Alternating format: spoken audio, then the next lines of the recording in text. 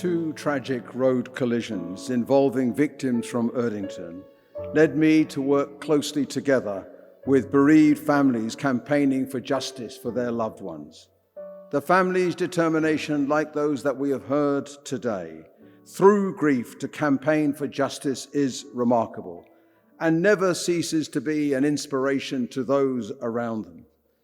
The stories we've heard today, the stories, so many of them we've heard over the years, are heartbreaking. Underneath is the utter resolve of the families to secure justice, but also a deep sense of hope that through their campaigns, no other family should ever have to endure the grief that they have lived with. In July 2012, Sarah Child, 26 years old, and her sister Claire, who was 30 weeks pregnant, watched a film together at their mum's and stepdad's house before taking a short walk. As they crossed the Walsall Road, they were struck by a driver that was driving at 64 miles an hour. The driver made no attempt to slow down. Sarah was thrown into the air and tragically died from her injuries. Thankfully, Claire and her unborn baby survived the collision. The aftermath of Sarah's death was devastating for her mum, Avril. Every time I see Avril, she weeps because she can never come to terms with the loss of Sarah. After the initial trauma of the event, however, Avril was overcome with frustration at the subsequent trial of the driver. After pleading guilty to causing death by dangerous driving, the driver received just a 4-year sentence.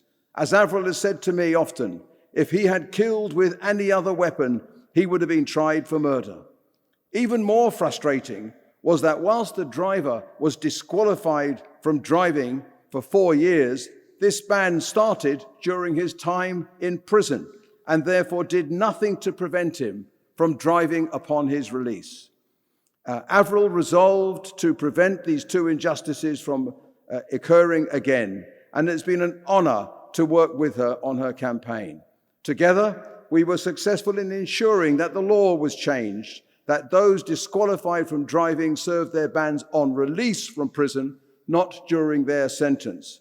The campaign, however, to ensure that those who cause death by dangerous driving face tougher sentences continues. In July 2016, 3-year-old Poppy Arabella Clark and her mum, Rachel, Poppy was described as an angel, were waiting to cross the Chester Road. As the pedestrian lights turned green, they made their way across the road before they were mown down by a driver who failed to see the red light. Rachel woke up in the gutter with serious injuries. Poppy Arabella lay just a few feet away. Sadly, Poppy Arabella would die from her injuries.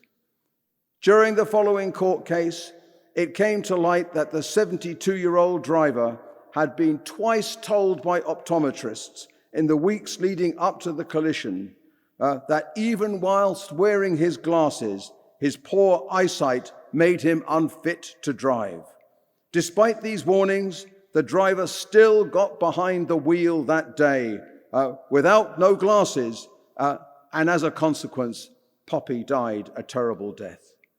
The witnesses explained that the driver did not swerve, did not brake, and did not stop. He was only pulled over when flagged down by another driver hundreds of yards up the road.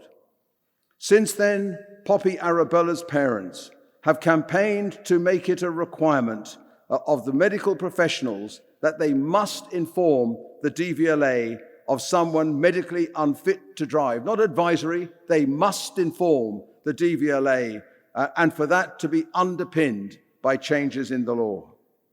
After the grief that they have suffered, they are determined that no one else should have their lives shattered as they were on the day when young Poppy Arabella Clark lost her life. It's been an immense privilege to witness the devotion of her parents to Poppy Arabella and the love for her that will always endure. The campaigns born out of these two collisions are so powerful because of their exposure of the total inadequacy of the law for the families of the victims of road traffic crashes. It seems incomprehensible that someone can kill another human being by dangerous driving and receive just a 4-year sentence. Likewise, it seems unbelievable that there's no proper process for ensuring that if professionals know that somebody is unfit to drive, that they must report that accordingly to ensure the necessary action is taken. Rectifying these two gaps in our justice and licensing system could prevent so much more suffering. The two families in my constituency, with my colleague here today, Liam Byrne, tragic cases in his constituency as well. They've shown remarkable fortitude to pursue the changes necessary. As their Member of Parliament, but with all of us here today, we will always ensure their voices are heard.